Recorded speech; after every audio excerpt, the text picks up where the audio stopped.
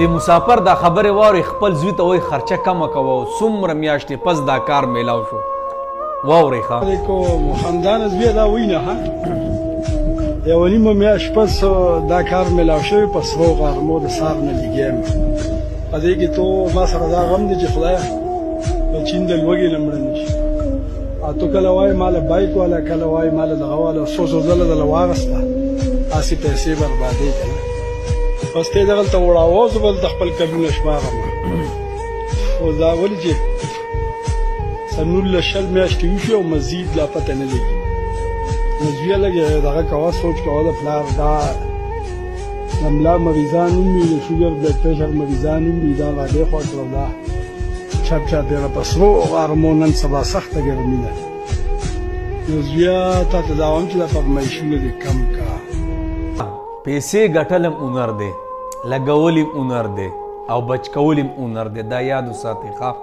او دا ګټې یو ټیم یې ګورئ ډېر داسې کسان دي چې مسافر یې ګټي خو پاکستان ته افغانستان ته کو هر ملک کې مقیم یې هغې لی رالیږي که نه د هغوی په صحیح طریقه باندې نه لګوي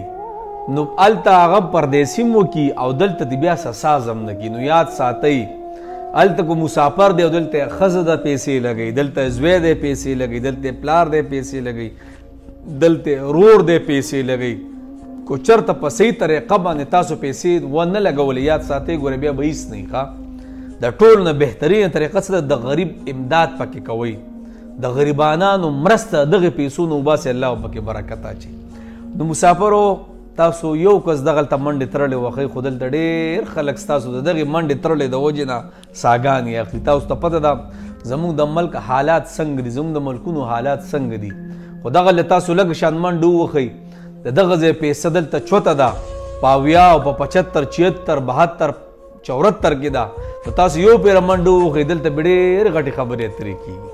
نو الله مسافر چې هر ځای کې دي د هر وطن دي کو په یورپ کې دی کو سعودي دی کو دوبۍ ده کو ملیشیا ده کو هر یو ملک دی الله هم د خپل بازو نه مه پرې باسه یا الله هم صحتمند